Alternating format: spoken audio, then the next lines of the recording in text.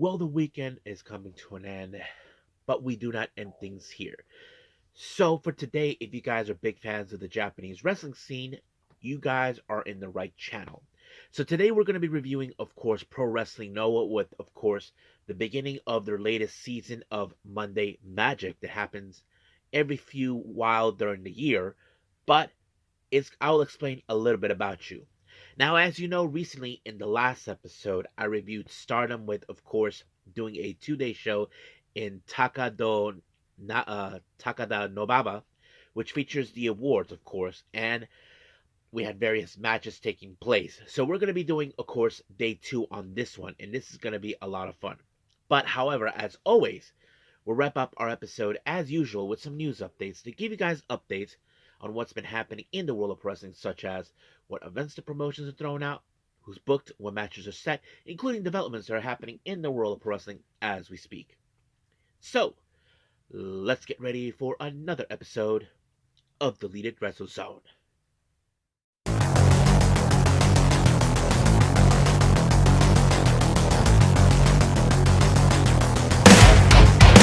Are you ready? Get up, get up! Get up, get up! Get up, get up! Get up, get up! Get up, get up! Get up, get up! Hey everyone, welcome to Deleted Wrestle Zone, all things that is pro wrestling with AEW, NXT, New Japan Pro Wrestling, TNA, the National Wrestling Alliance, various promotions, wrestlers, matches, and championships. I am your host, J Rod here. So, if you are new to the channel, welcome. This is a channel we do a lot of pro wrestling reviews from various promotions, not only here in the United States, but also in Japan, Mexico, Canada, Europe, the UK. In a world wrestling is not as big, but it continues to grow. We also, of course, do discussion videos, talk about various topics such as the wrestlers themselves, the promotions, factions, storylines, whatever we want to talk about. We also, of course, do more news updates. If certain information is unable to be on this episode, we can either put it on the next one or on a separate video by itself. We also, of course, do real-time news updates to keep you guys on alert if something has happened in the world of wrestling that needs to be addressed ASAP. We also, of course, got through Nagi Sayaka Watch and various other cool wrestling content as well. So if you like what you see, please subscribe to us. Click on that subscribe button. You'll be getting a lot of daily reviews and other cool wrestling content as well. But if you like this episode, please give us a like on the like button or a nice comment in the description down below. Now, enough with the jibber jabbers. Let's get to it. So let's begin with Pro Wrestling Noah.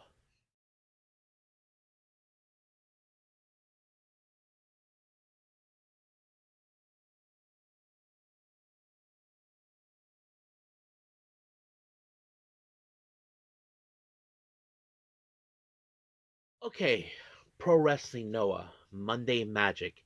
Now, if you guys are not familiarized with this show, this is a show that normally is produced by uh, Nosawa Rongai, who, as you all know, is a former pro wrestler who's been around the block, and he actually retired not too long ago.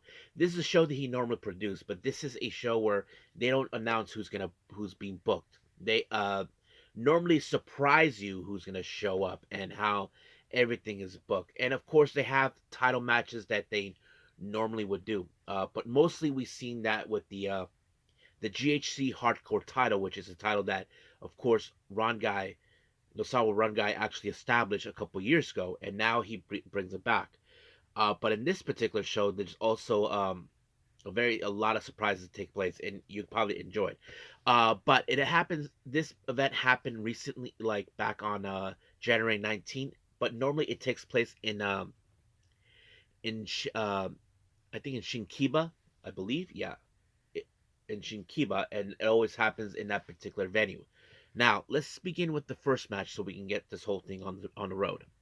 We open up with Alejandro from All Rebellion taking on a guy named Roya Tanaka. Now, I thought this match was pretty good. I thought it was a very good opener for everything. There was a lot of good spots, but Unfortunately, this match ended in a 10-minute time limit draw. So it ended just like that. So nobody wins, nobody loses. Next up, we have a very interesting tag team match. We have uh, Yamato teaming up with Manabu Soya. They take on Shikihiro Iri and Danny Dugan. And I don't know who the Danny Dugan is. I have never seen him. I mean, I'm familiarized with everybody else.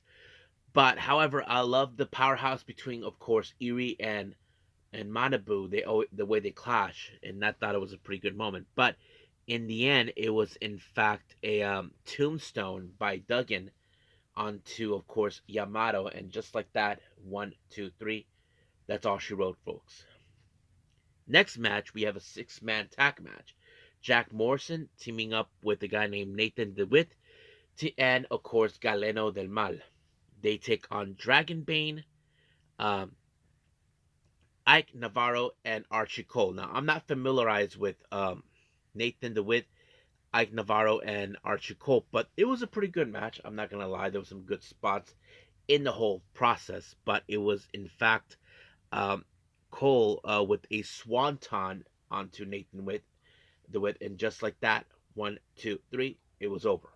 Now, before we get to our next match, apparently we did see a surprise visit from the guy who produced the show, Nosawa Rangai, giving the information about certain events. And this is one of them where I mentioned about the Universe Cup, where they're going to have people who show up on Monday Magic, Noah and DDT and other promotions to appear in this event. And I thought, okay, it was a good way to spread upon.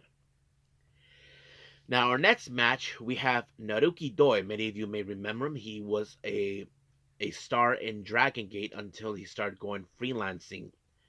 This recently appeared in various promotions, like, of course, DDT, um, All Japan, and various locations. But his opponent is none other than, of course, the Supernova, Kaito Kiyomiya. And I thought the match was pretty good. I mean, Kaito Kiyomiya may be a heavyweight, but he knows how to handle business. But with Naruki Doi, he's a veteran in the game. He knows exactly what he needs to do. But Naruki Doi did everything humanly possible to take out Kiyomiya, but Kiyomiya was able to prevail when he applied, of course, the um, the bridge onto him, and just like that, 1, 2, 3, done.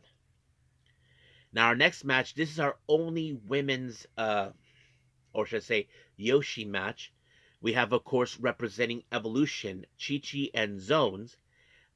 They take on Mighty Gold's very own Mayu Iwatani, our current GHC Women's Champion, and of course, the current Mighty Gold World Champion, um, Miku Ano. So, but here's the best part. Guess who was watching in the stands? Utami Ayashida was there watching this. Now, some of you may ask me, why was she there? Simple. She has something that Mayu has in her possession, and that is, of course, the GHC title. And that's something, of course, because if you guys remember history, people were shocked when it was Utami Ayashida who defeated Mayu Iwatani in 2020 for the red belt, and that's one of the most moments. And Utami Ayashida knows it. She knows that she shocked the world, and she feels she can do it again. So we'll see about that at some point. But however, the focus is on this match. Now, of course, I asked myself, does Chi-Chi and Zones know who they're facing? Mayu Utani has been known as the icon of Yoshi Pro Wrestling. And of course, Miku Ano is a force to be reckoned with. And I don't think none of them saw it coming until, of course, Mayu Iwatani applied a moonsault onto Zones. And just like that, 1, 2, 3, done. However, while the celebration happened, we had an unexpected guest, and that guest is none other than the great Muda's daughter, the great Sakuya. It was unclear what was her tensions until she made it perfectly clear. She wants the GHC title that Mayu has. Now, for those who know Great Muda, you know there's one thing he does to take his point seriously. He likes to do the green mist. But Kasuya was about to do the same thing to Mayu. Well, Mayu was no idiot. She knows what she's capable of. So she dodged it, and Great Sakuya is like, you're learning. But however, Chi Chi paid the price. And then of course she kind of said the GHC title. She was telling Mayu, I want that title. She doesn't actually have to say it, but she says it in a way that's like it's getting her point across. Now, of course, while that was happening, we did see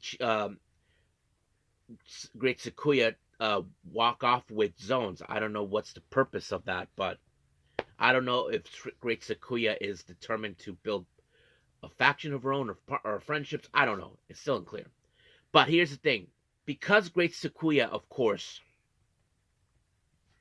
wants this match for the title, one person is not going to let that happen, and that is, of course, Utami Ishida. So it was later made official that it was going to take place on Mai Iwatani's show on her 15th anniversary. That will take place on the 24th, which, of course, I'll do some point. But I will do those soon enough. So let's keep moving to our last match, which is the GHC Hardcore title. Now, of course, like a hardcore title, you have to use all kinds of plunder: chairs, tables, ladders, whatever you can use to beat down your opponent. We have Titus Alexander and, of course, the champion, Hayata. Now, of course, Hayata did everything humanly possible to dismantle Titus, but Titus was able to defeat him by applying Big Ugly. Now, if you guys never heard that move, it's like you do a German suplex, then you roll, and then you do it again, and just like that, 1, 2, 3, brand new champion. Titus couldn't even believe it that he actually pulled it off. So, congratulations, dude. So, let's see who's going to be the next person to challenge him. So, I think that's pretty much it for Noah. Let's end it right here and move on with our last review, Stardom.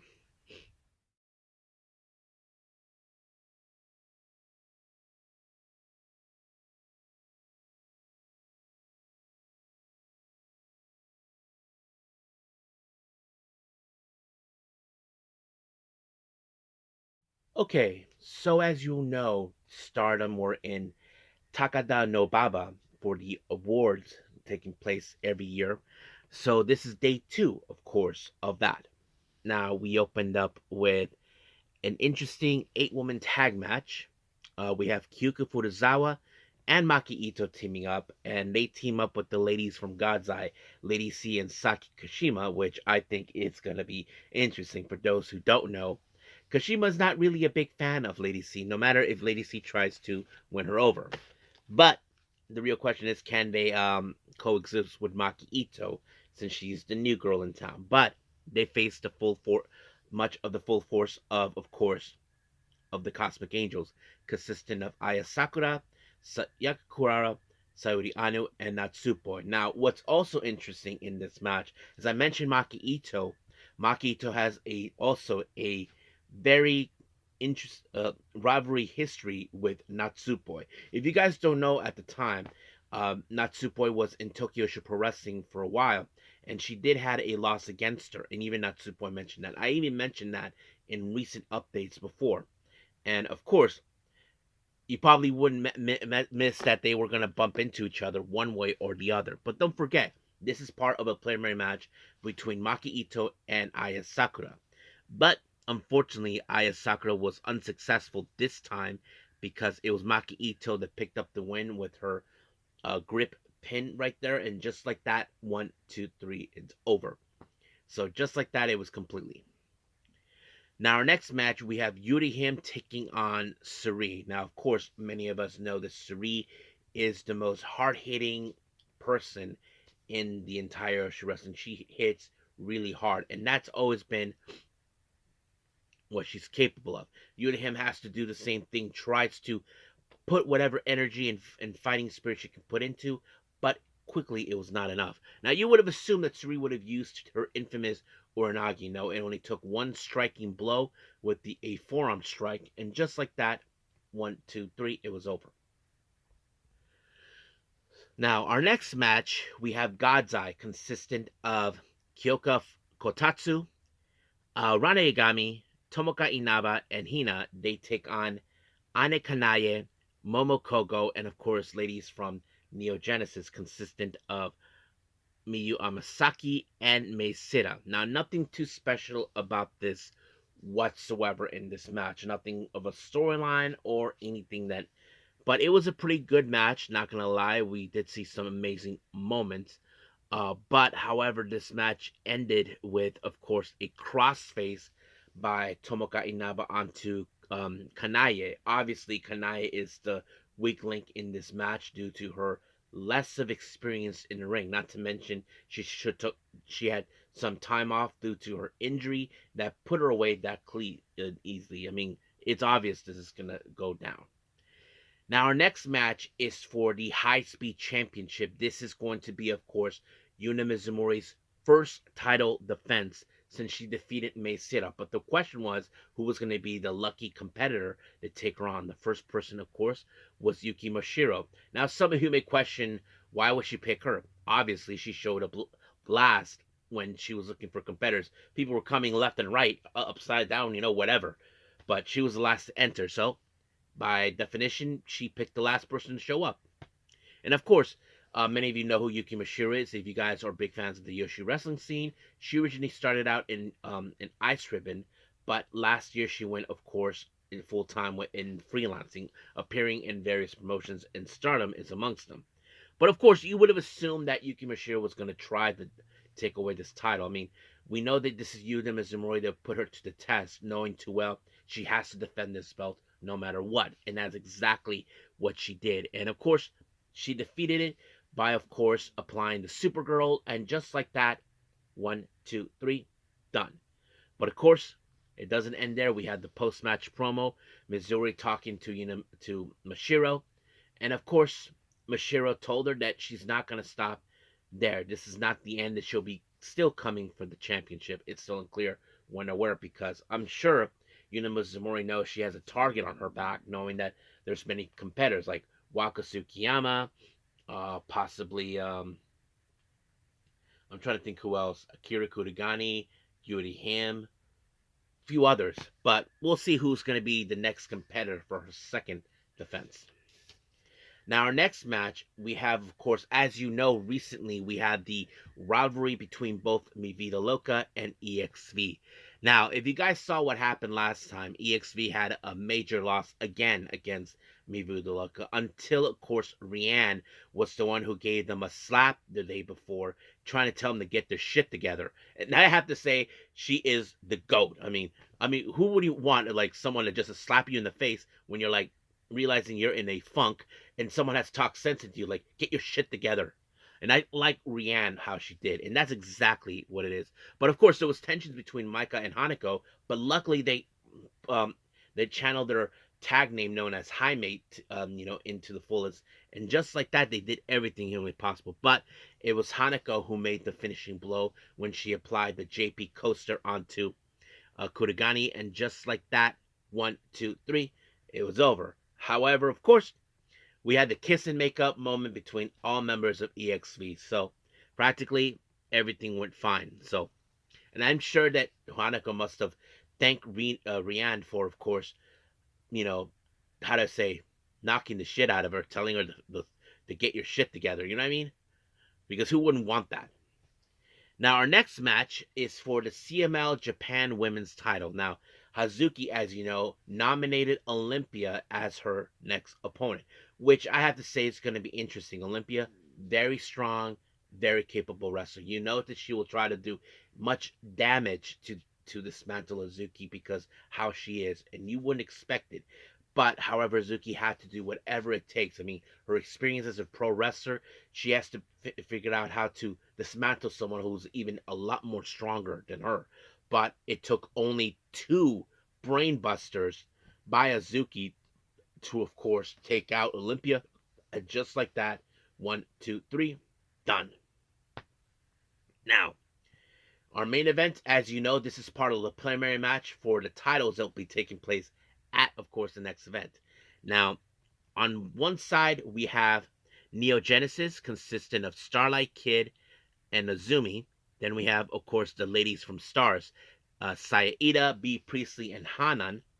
And then, of course, we have God's Eye members, Ami Stori and Shuri.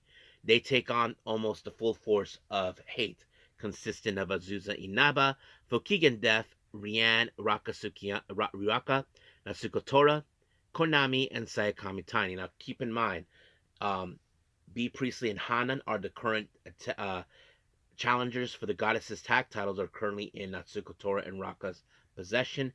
Ami Suri challenges for the white belt, currently in the possession of Konami.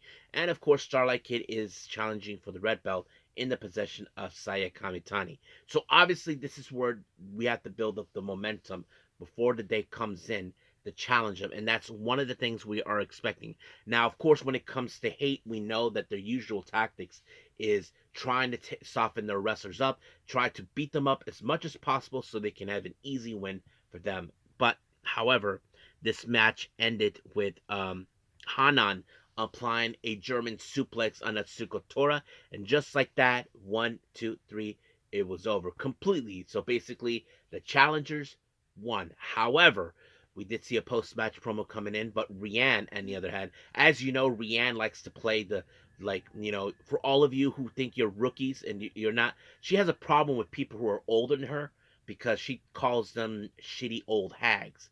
And that's always been what she says. Not to mention, one time she got embarrassed when Miran from Diana called her a shitty old hag, and she was embarrassed that a brat like her, who was 12 at the time, called her that. I'm like, hey, you were calling everybody else. Why can't she? And she has a problem with Fuwa Chan, who is, of course, in her case, a late bloomer who had no right to be in the pro wrestling ring, now coming in, and people are looking at her like a new sensation. But of course, Fu was not going to stand by and let Rianne try to talk crap out of her. So sooner or later, we'll see those two together. And I wouldn't be surprised if they will meet up in February 7th. But it was a good event, not going to lie. But I do have, of course, who won the awards of what of 2025. And that's going to happen on our news update. So let's get to it right now.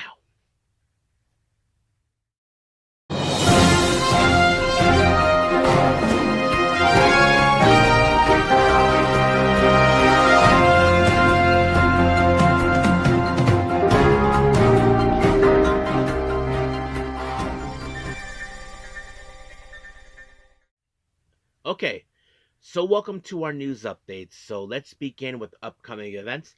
We have updates from West Coast Pro, in case anybody asks. Now, as you know, on February 27th, they'll be making their way to LA. So if any of my LA subscribers, if you guys are planning to go, here's another person that's been added. We have Space Jesus, Billy Starks participating. Now, of course, as you know, they'll be participating in the upcoming Las Vegas show, part of the new initiative, and they announced the title of the show, West Coast versus the World. That will take place on, of course, April 16th in Las Vegas, and they just announced Danny Luna will be participating on that too. Now, keep in mind, on the end of this, near the end of this month, on January 30th, House of Glory will be making their official debut in LA. So again, to my LA subscribers, if you're planning to go see it, go. They just announced right now that the Crown Jewel Championship will be on the line. Zilla Fatu will defend it against Willie Mack. Now, we have this promotion that is run by Kaori Yoneyama called Gokigen Pro Wrestling. This event will happen in Shinkiba on the 26th of February. Kaori Yoneyama is going to be celebrating her birthday, but her opponent is none other than Saki Kashima. So I wouldn't be surprised if this match was set up because, of course, Kashima is now announced her retirement. It's going to happen in April. Now, if many of you may not know this promotion that well, there's a promotion based out of Spain called RCW Spain, and they just announced recently that there's going to be an all-female show that'll be part of the International Women's Day called Hell Girls Deluxe that will take place on the 7th of March in Barcelona. So that's a pretty good event to hear. So hopefully I get the chance to see it. And then finally, as you know, we have the double show that take place with promotion Maple Leaf Pro Wrestling based out of Canada. As you know, they'll have a Global War show on that day, on the 27th of March, with Ring of Honor, and of course the Uprising on the 28th of March. And they just announced, coming straight from CML, Barbaro Cavernario will be there too. So that's pretty much it what we have for upcoming events. Now let's talk about certain developments. Many of you know this person, Samantha Irvin, who has been, of course, the ring announcer for WWE, and not to mention Ricochet's wife.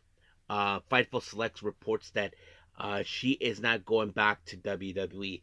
There were some people that were under the impression that she was, but it seems like, as the old saying goes, she said it even herself, like the old saying, the horse's mouth. Um, she's not returning, so it's kind of interesting to hear that coming from her. But we'll see. Some people already assume that she'll probably be going to AEW. I'm not sure. That's up to her. We haven't heard anything if that was the case. Now, you may have heard that there's a new trademark that's been announced, and it's part of the AEW filing trademark that happened on January 23rd.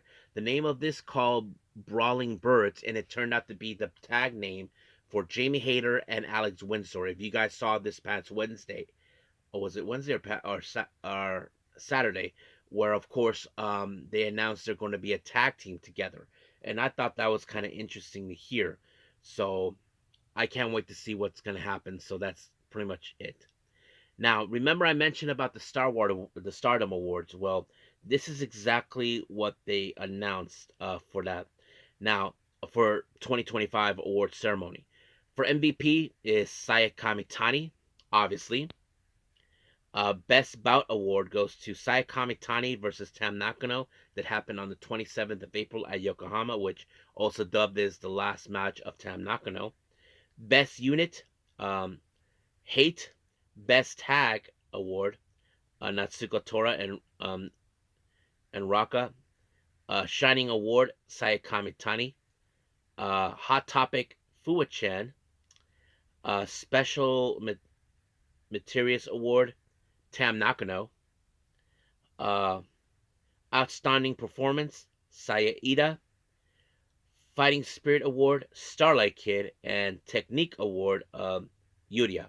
So, yeah. So, basically, that's pretty much it. So, that's what really happened. So, let's see what else we have. Oh, yeah. Many of you may have heard this recently. There's been an interesting development where Killer Kelly, as you know, was at the backstage of AW Dynamite this past Wednesday. Some of you may question why. Well, A, because her husband, her fiance is there, Myron Reed.